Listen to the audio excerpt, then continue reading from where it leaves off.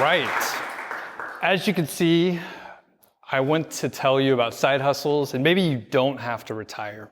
So just show of hands, who is already working on a side hustle right now? Pretty good. That's probably like 25% or so. And then who's interested in getting started with side hustles, but you haven't pulled the trigger yet? Okay, almost the rest. Is there anyone that's not interested in side hustles at all? Okay. Yeah.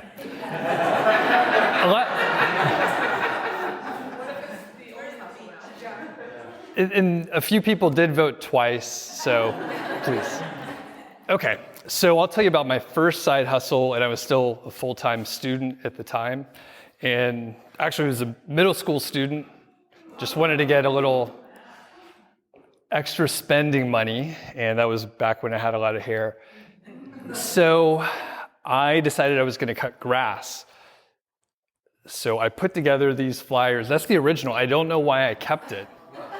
And there's a mistake in here, so I'll let people look over that for a second and find the mistake. Some of the older folks, like me, might remember a time when you couldn't adjust the font. This was just a text file. I'm going to zoom in to where the issue is. Raise your hand when you see it. So I had to form this typeface myself.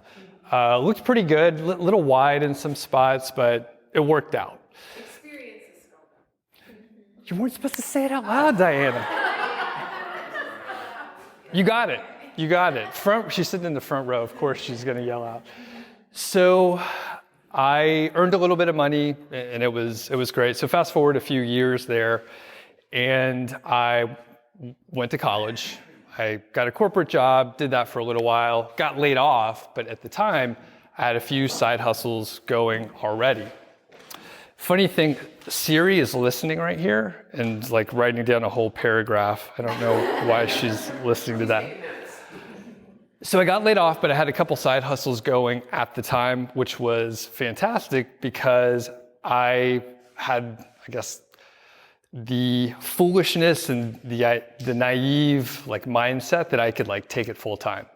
So I worked on it a little bit, and now fast forward, I have a couple podcasts, a couple websites.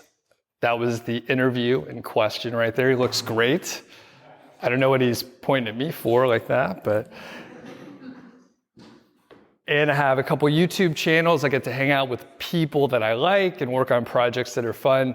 We ate chicken wings and hot sauce in my basement because we thought it would be fun. It was pretty fun. So here's what we'll go over. Why work? Why retire? I think a lot of us have a reason why you might want to retire. We won't have to spend too much time on that. My side hustle journey, why I like side hustles, and how you can get started. So one thing I'll point out also is whether you're on your journey to FI and you're not there yet, or if you've already retired and you hit FI, side hustles can still be a great option for you. So why work? I mean, side hustles are work for sure. And when we think about not working, a lot of times, and I think someone even mentioned it, maybe Todd, you mentioned it, think about sitting on the beach, maybe having some cold beverages. And I like cold beverages. I could drink a lot of them. But sitting around for a long time will just make you bored. You can do it 2-3 days max, and then the hangover sets in and you got to do something else. So as humans, we do like to be productive and create things and be challenged. And if you work, that's kind of a good way to do it. Even if it's not full-time, I know we don't probably want to waste too much time on it. The other piece, especially after you hit, I guess, retirement or FI or however we want to define it, you'll have a little more flexibility if you have a side hustle. There's going to be changes in your expenses. We can work on spreadsheets all day, but things are going to be variable. It's a nice little cushion to give you a little more, I guess, insurance against that kind of stuff. The other part is happiness. So when we think about retiring and not working, we think it might be instant. Maybe you're going to be happy right away. My friend Carl, co-host of Mile High Fi, he did a whole talk really on happiness. You could watch the whole thing on the Economy YouTube channel there. And it's not an instant thing that's going to switch. If you're unhappy beforehand, you might be unhappy afterwards.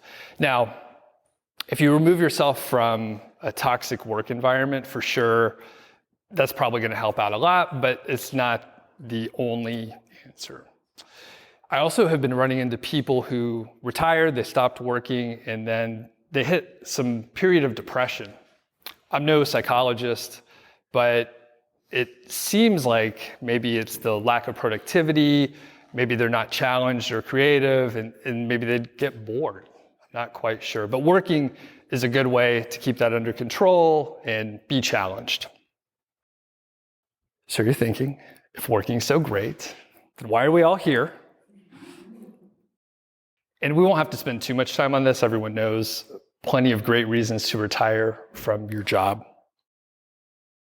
But I'll go over 3. So number 1, you might just hate your job, which is pretty common. And I didn't like my job too much when I had the full-time gig, but it could be the actual job that you're doing. Maybe it's people that you're around and they're very negative. Maybe they complain all the time. Maybe it's an external force like traffic, or the city you live in sucks and you want to move somewhere else that you're happier. But there's a lot of people that are just unhappy. The other piece is autonomy. And you mentioned it, Diana, yesterday, with a lack of autonomy. And I know so many jobs, you don't have much flexibility in your structure. So when I started working remotely a few years ago, I was so much happier. I could do laundry in the middle of the day. I could shape exactly how the flow of the day should go for me. So I was much happier. And then when I started working for myself, well, it was even better. I could do whatever I wanted, whenever I wanted, work on projects that I found exciting, again, work with people that were cool, or just avoid the people that I didn't want to work with anymore. And finally, the third piece is it might just feel like a waste. For me, every hour, every minute, every second felt like a waste. It was terrible every single day. And hopefully there's not too many people who are in that position here, but I didn't believe in the mission of the company. I didn't care about the work very much, and it was a waste. Even if you're not as negative as I was at the time, you could probably figure out something better to do. Maybe spend it with family or friends. And here I went to Alaska, road trip, took about 6 weeks off with my family. It was fantastic. So even if you don't hate your job, you could probably do something better. So I'll tell you about my side hustle journey. I didn't have any interest in side hustles or entrepreneurship or working for myself at all. I bought in to the corporate culture 100%. I was a management consultant, which is like the Bobs from Office Space. I do like Office Space. And I was going to climb the corporate ladder, It was going to be fantastic. Then one day, I was browsing iTunes, trying to find a new podcast, going through the business section there, and I saw this guy, Pat Flynn, Smart Passive Income. Any listeners? Wow, none? One. Anyway, he's the gateway drug for a lot of entrepreneurs and side hustlers. Surely we've heard of Pat Flynn, though. You've seen it? Okay. So he talks a lot about doing the work up front and then reaping the benefits later, which is great. Passive income, right? I thought it sounded like a scam and like a get-rich-quick scheme, but he's very authentic, very genuine, so I was hooked. I listened to like all the episodes, binged it over maybe like a month or so. And at the time, he was talking a lot about niche sites, which generally they have display ads on there and maybe some affiliate links, which basically you recommend a product, and then if a visitor clicks over to an e-commerce site, maybe like Amazon, the website owner gets a commission. So I was working on that, and Pat was talking about that, and I decided to start a site. So I think within maybe 6 weeks or so, I basically trusted him. So I was like, I'm gonna start one of these sites, and I made every mistake that you could make. I had absolutely no clue what I was doing. I just got started and started publishing content and trying to figure everything out, Then something crazy happened. Someone clicked on one of the ads, and I was ecstatic. It sort of proved the business model. I thought it was a genius. And I called my wife over. I was so excited. And I earned a whopping 13 cents. I spent probably 100 hours over the course of 6 weeks. And I've never been so excited to earn such a small amount of money for such a huge amount of effort. Yeah. And it was amazing. So someone clicked on an ad, and I was hooked. I was really obsessed with this niche site thing. So I started a new site, didn't make as many mistakes, and after about 3 months with a new site, things were working. I made about $300 in 1 month. It was moving in the right direction. And then just a few months after that, in December of 2013, I made, get this, $6,000. I thought, well, I'm definitely a genius now. I thought I had everything figured out, that I was going to quit my job. But I'm not a genius, spoiler alert. I made a few mistakes along the way, and actually the traffic dropped and the revenue dropped to about $100 like the very next month. Different story for a different day. But like I said, I was hooked, and I was just going to keep trying. So remember, I got laid off in 2015. So I had a taste for working for myself. I thought I could do it, and I decided, hey, I'm gonna give it a shot here.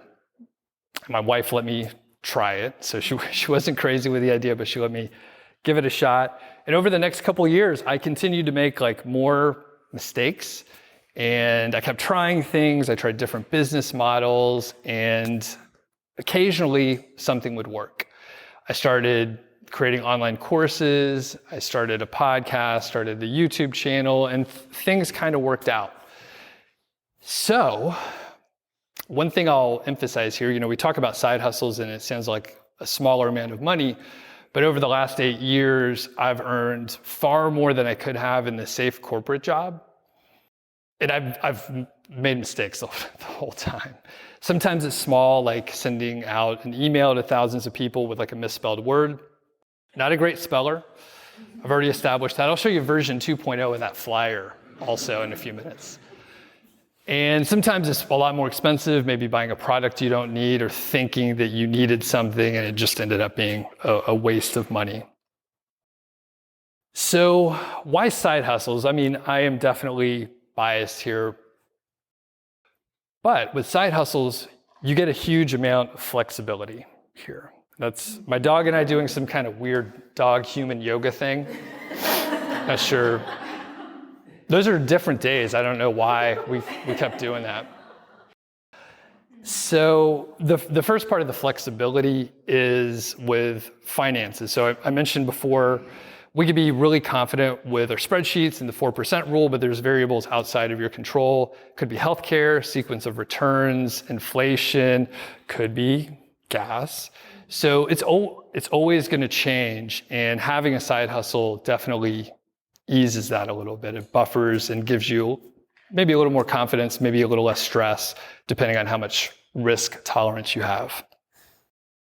The other part with side hustles is you just have a huge amount of flexibility. You could do it on a seasonal basis.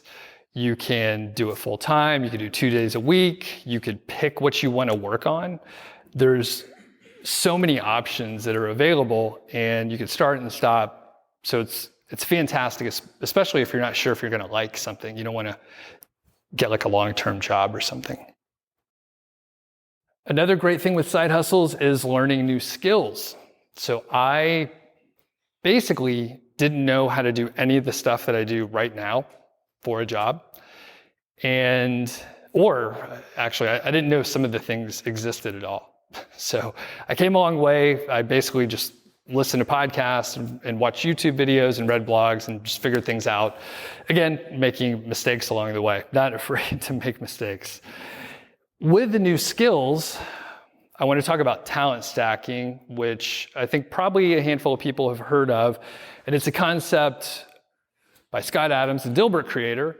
This book is great, How to Fail at Almost Everything and Still Win Big. And he talks about talent stacking. And I kind of did it by accident. I think Scott did as well. The general idea is you don't have to be great at certain things. You could be average or maybe below average in many areas, but you put together several skill sets that stack on top of each other. And I've been able to do that shockingly. I'm not sure how I pulled it off, but I started a blog and I didn't know anything about blogging or SEO. I got into YouTube and then into podcasting as well. I created online courses, got into copywriting, learned about email marketing, just all these things on top of it. And it's a pretty good skill set. Like I said, I'm not that great in any one area. And it's kind of amazing. Like I said, I'm doing better now than I was with my full-time job, and I'm working like 15, 20 hours a week. Just enough. Another great thing about side hustles is they're pretty low cost compared to other businesses. Now, it depends on the side hustle and depends on the business, but if you look at like a brick and mortar, it can be really expensive and there's a lot more things you might have to do. I am a huge beer fan and a home brewer, and I've looked at, starting a brewery. This is kind of an extreme example, but a microbrewery might cost $500,000 to $1 million to get started, and you have to go through a lot of government agencies to be able to make and sell alcohol. So again, extreme example, but if you are thinking, hey, I want to walk some dogs and be outside, you can sign up on Rover. It's pretty fast, I suspect. It just takes a few minutes. Maybe you want to freelance or something like that, you can sign up on Upwork, which is a freelance marketplace. You could be up and running in like a day and probably start to get jobs in just a couple days if you want to. So, how can you get started with side hustles? And this is maybe not an instructional thing, but more like some things to look out for and some pitfalls. So the first is to start off with something that's simple. Like for me, it was like cutting grass, right? So this is version 2.0, by the way. There's another mistake, so keep it to yourself, but raise your hand. And you'll notice I did upgrade the font by doing the outlines. It pops a little bit more. And one other piece that I realized, my dad actually goes by Doug as well. So I added this Doug Jr. section to avoid the confusion. A lot of people wanted my dad to cut their grass and he wasn't interested. So has anyone found it yet? Yeah. Okay. All right, so start simple, something like the equivalent of cutting grass. And then the other part is don't worry about making mistakes. I think I'm demonstrating that really well here. And I've continued to just try things. And I don't know if I proofread these, but I obviously didn't care. I passed out thousands of these flyers that I'm showing you here. It's vacuum. So that's a tough one, though. It's very rare to have two U's next to each other. Anyone know another word that has two U's with it? Who got it? Yeah, that's good. There's a few others, but yeah, really good. So yeah, don't worry about the mistakes. Like you need to ship stuff and just move forward. You can fix the mistakes later, but usually it's not catastrophic. Just avoid the catastrophic mistakes. Another thing that happens is we get stuck in analysis phase. Analysis paralysis, and you're thinking, I need to do a little bit more research. I need to learn a little bit more. I need to take another course. I'm not sure. And you just keep analyzing and you want to just be certain that it's going to work.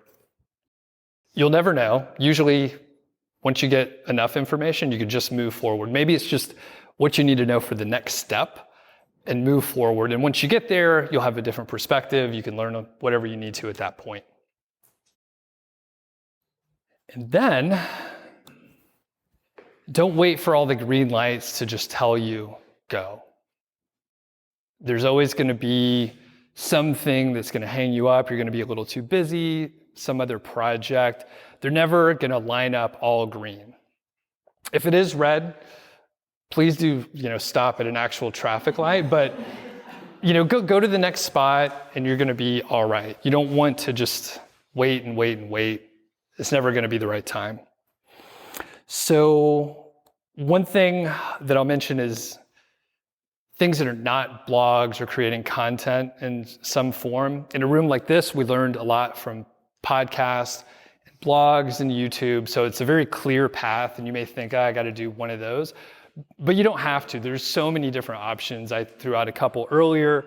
But one thing you could look at is your existing skills and maybe something that you want to learn. Maybe it's a hobby that you want to get into.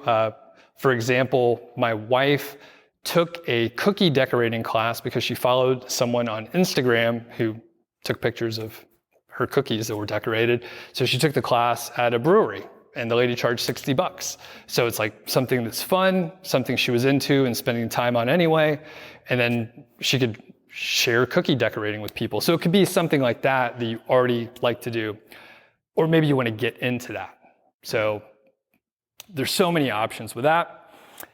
You could also just get a part-time job at somewhere that you like and enjoy. So for me, it might be pouring beer one day at a local brewery, which would be pretty fun. You're around people that drink, probably get a shift beer, no downside.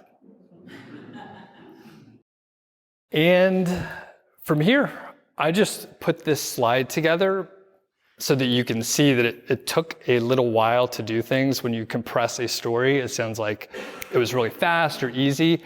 It wasn't. It took a lot of years, and I'll answer questions now, and people can peruse that as they want.